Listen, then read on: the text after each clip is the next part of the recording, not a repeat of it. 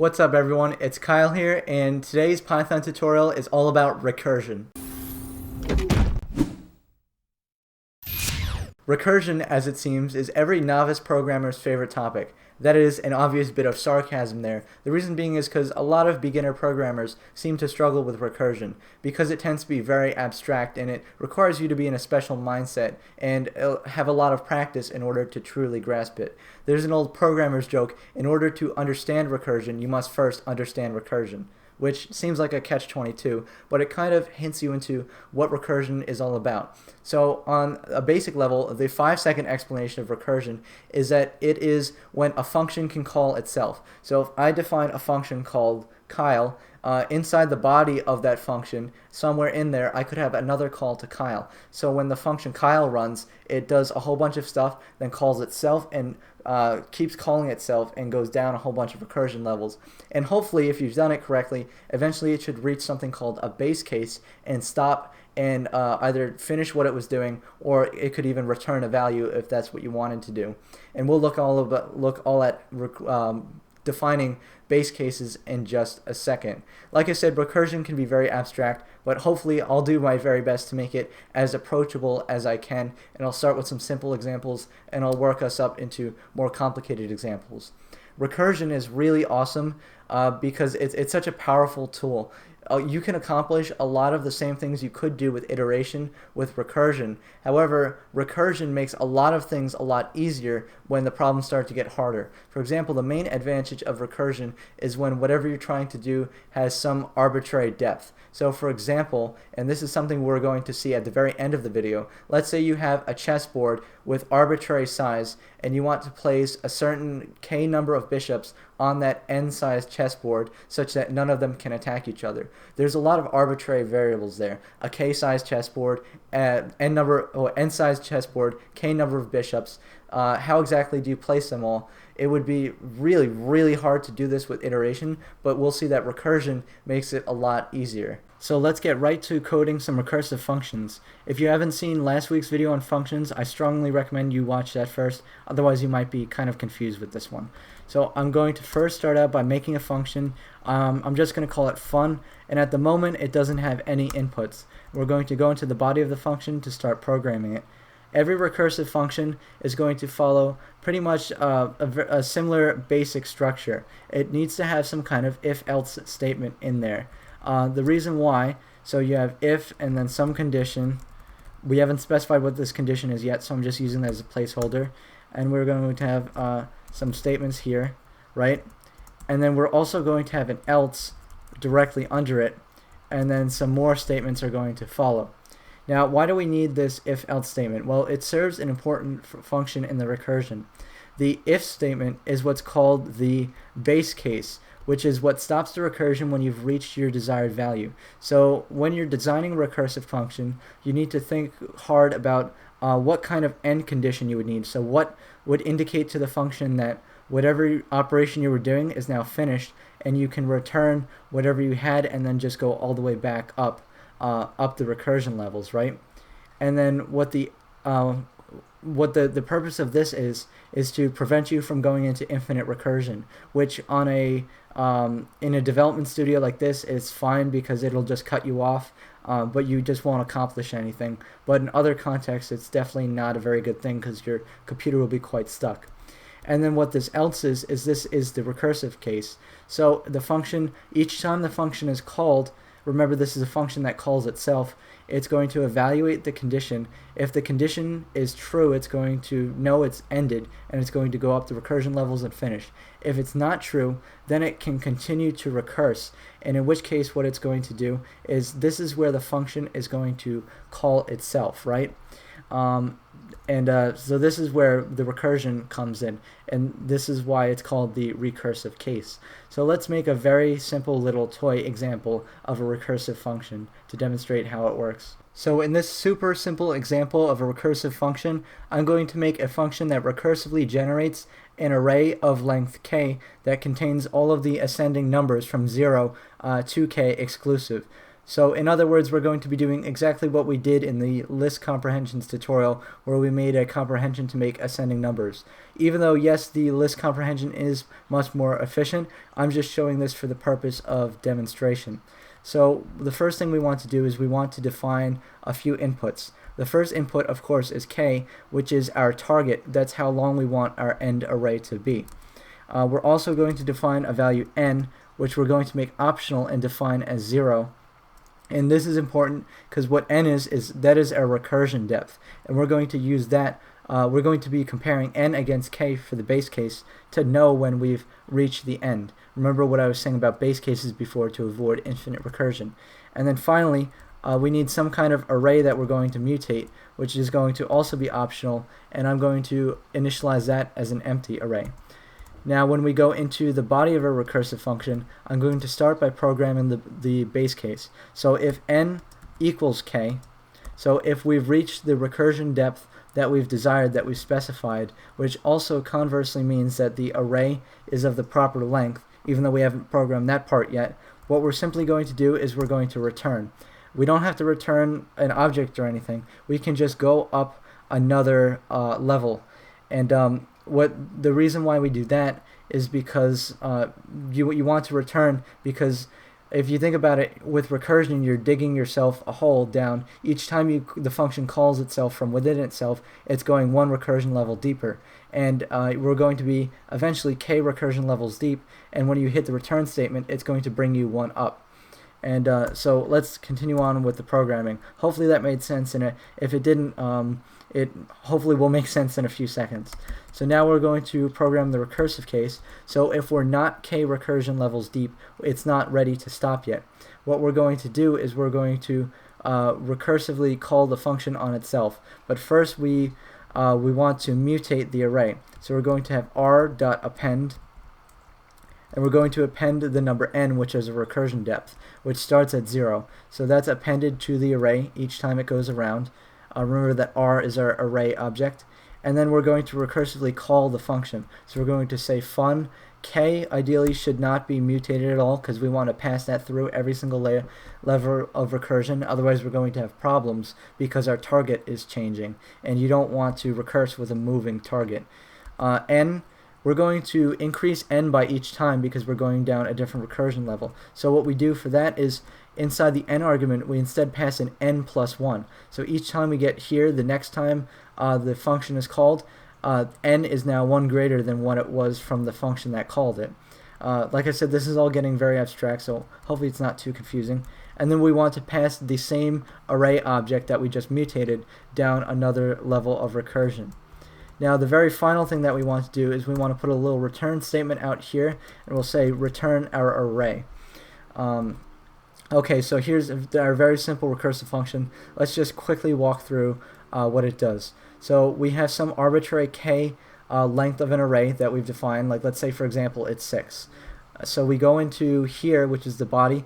We see that n starts at 0 is not equal to 6, so we can't do our base case. So instead we do our recursion. So we append n to the end of our array, and then now we have this new mutated array object, and we pass it down to the next recursion level, which we also do an n plus 1 to indicate that we're one recursion level further, and we're passing the same k down because we want to retain the target each time. And so this will keep going, and it'll keep mutating the array until n equals k. In this case, n equals 6, and it hits this return statement. Now the array object has already been mutated to our satisfaction, and we've made it so it's universally passed along all recursion levels. So when we go up to another recursion level, that array object is still going to be the same object, and then we can just return it, and it'll keep hitting all of these return statements here each time it goes up a recursion level until eventually it digs itself up back out of that hole and it's back onto the surface level. So let's use that in a program here. So we'll say let's print fun, and we're going to give it a k value of, let's say, 8. N is defined as 0. We actually don't need to give it anything. An array is also defined as a empty array as default. So k is really the only input we need to give it. And so then when we run this program, it generates an array of 8 numbers, so 0 through 8 exclusive, meaning it stops at 7, which is exactly what we wanted to do.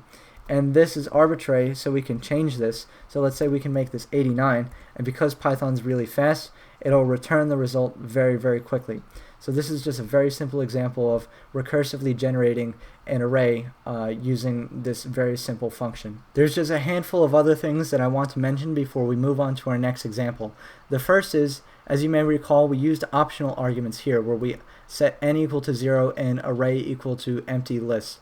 This is something you need to be very careful of. This works when you want to call your function once. However, if you want to call your function again, like let's say for example I call fun with a k of 89 and a k with 45 a second time, these optional arguments do not reset the second time the function is called here. And I'll show you what that looks like right now. So if we run this, we see our original one, which is all great, but now we see that the second one, which is the one we called, it doesn't stop at 45. Instead, it goes all the way up to 88 and then starts again and then adds all the way up to 45 and stopping just before 45. The reason is because this argument here didn't reset to an empty list the second time around. Instead, we retained the same array that we returned last time, and we just started adding back onto it. That's why we start at 88 and then add 0, 1, 2, 3 all the way up to 44. So that's something to be wary of, is that if you want to reuse the function several times, you're going to want to ignore the fact that you had optional arguments and just end up passing those in instead. And that bypasses the whole problem. As you can see now, we have exactly what we were expecting to get in the first place. The second thing I want to talk about is related to recursion levels. Remember I was talking about infinite recursion? It's important that this n gets incremented for every time that we go down a recursion level, because this is basically our counter, and the base case looks to see that the counter reaches the target to end the recursion. Now, what if, for example, we hadn't incremented this by 1 each time? When we run this, we run into an infinite recursion. You can see recursion error, maximum recursion depth exceeded in comparison. That's because we were stuck at 0 the whole time, and we just kept going and going until we hit the recursion limit, which by default in Python I believe is 1000, which is not a good thing, but thankfully our editor is smart enough to catch us. Now, there are also some instances where, let's say your algorithm is completely correct, it doesn't fall into infinite recursion, but you need more recursion levels than the standard default limit will allow. So for example, what if we try to call our function with a k of 2000? That would require 2000 recursions, which goes over our initial or default setting of 1000 that's set for us in Python. As you can see, we got the recursion error, even though this will eventually terminate. The way you can increase the recursion limit is you need to first import system, which is abbreviated as sys or sys. And this is like importing a library, which is something that I will cover in a later tutorial, and we'll learn all about that. But then you want to go to sys dot set recursion limit. So set recursion, and it shows up there, so you can auto-complete it, and then in parentheses you can set a new recursion limit. So I can set this to 10,000 now, and since 10,000 is much greater than 2,000, we're ready to start cooking with fire, and I can run this, and now we can see that it successfully works. So it goes down all 2,000 recursion levels and makes us this absolutely gigantic array of all of the ascending integers from 0 to 1,999. Here is a slightly more useful example of what you can use a recursive function for. This is a simple list flattening algorithm. What that means is you can give it a list or an array of arbitrary nesting. So as you can see here, there's an array nested somewhere inside of this outer array. And what it does is when you run it, it will give you every element that was included, regardless of whatever the nesting was, as a 1D array, all in order without any nesting of any kind. And this is a great way to showcase the whole reason why we use recursion in the first place, is because the nesting can be completely arbitrary. This is what makes it really difficult to use iteration for this purpose, because we don't know how deep we could possibly be plunging down into nesting arrays inside of arrays. Here the maximum level is just one array inside of another array, but we could conceivably have like 20 or 30 arrays inside of themselves. And that's why recursion is great, because it doesn't care how deep it needs to plunge to solve the problem. But of course, a little bit of thinking is always involved. So let me show you briefly how this algorithm works. I've defined it up here. It's called list flatten, and it takes in an input called input list, which I guess is kind of deceiving because it doesn't always need to be a list, which I'll explain why in just a second. So it's going to use a for loop to iterate across whatever its input is. So it says for I in its input. So I is every element. So for every element, and if the type of that element is an integer. So if that element is an integer object, then we can simply append it to our output, which is great because that means it's not nested at all, and it can just simply go in where it is.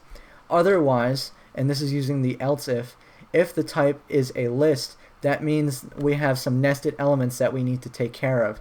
And we do that by calling the list flatten function on it again.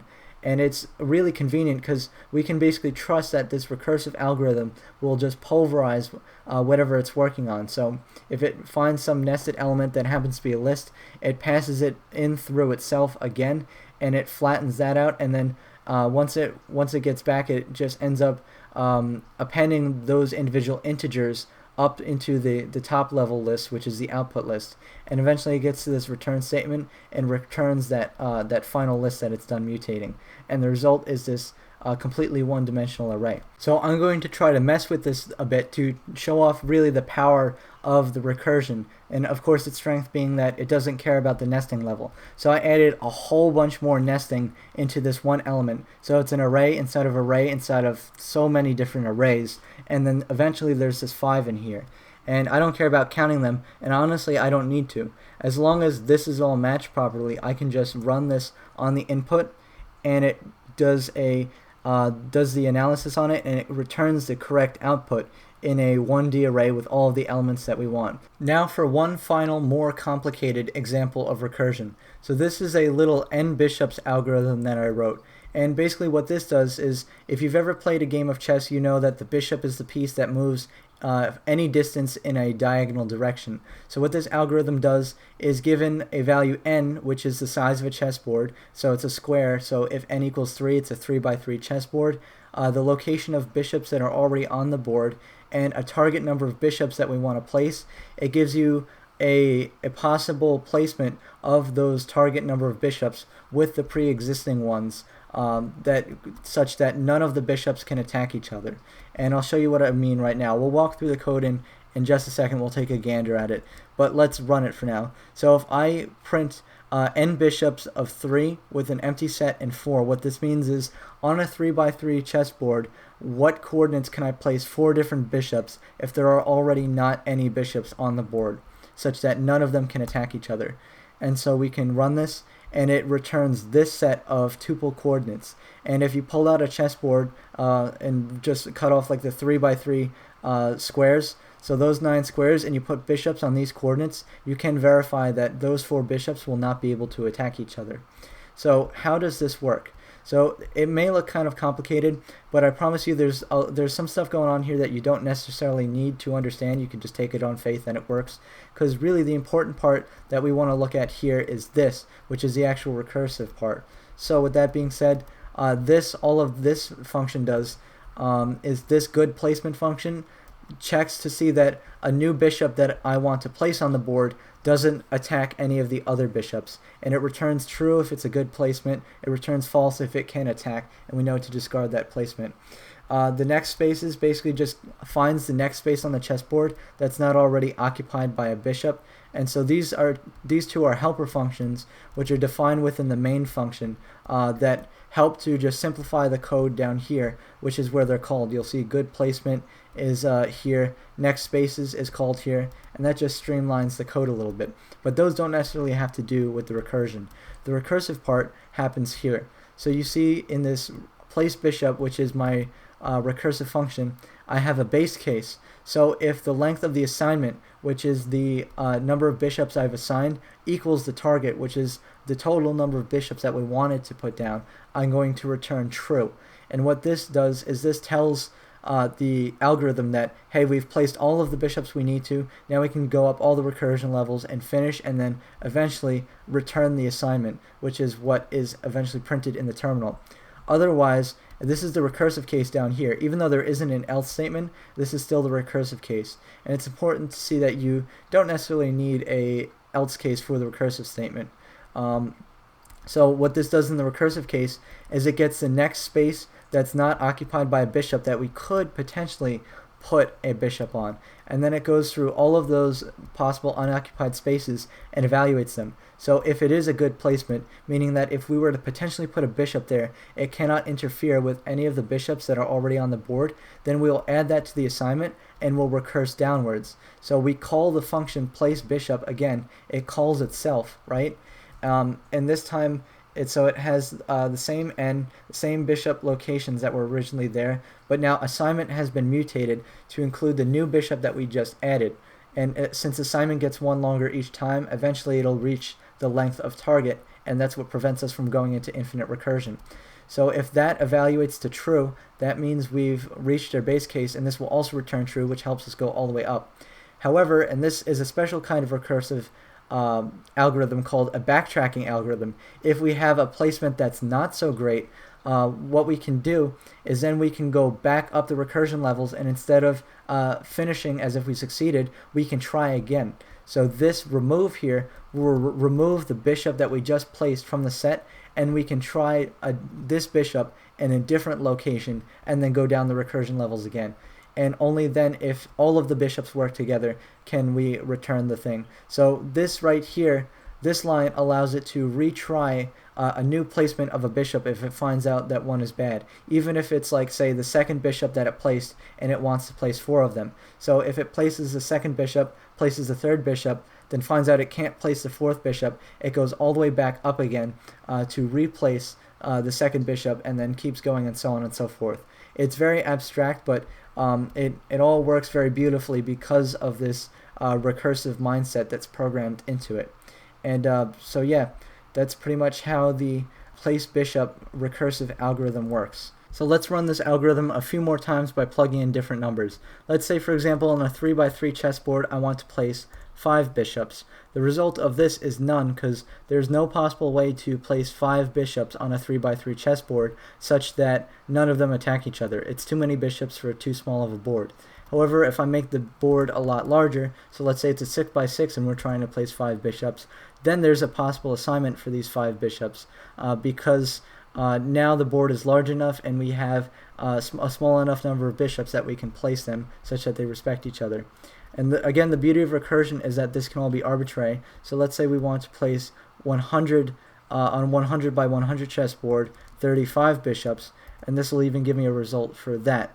And see, these are all these different coordinates. And this is all something that you can verify if you have a large enough chessboard and enough free time. These coordinates will all always work out. This is not just the only possible placement, but this is one of many possible placements that there may be. Thank you for watching my tutorial this week.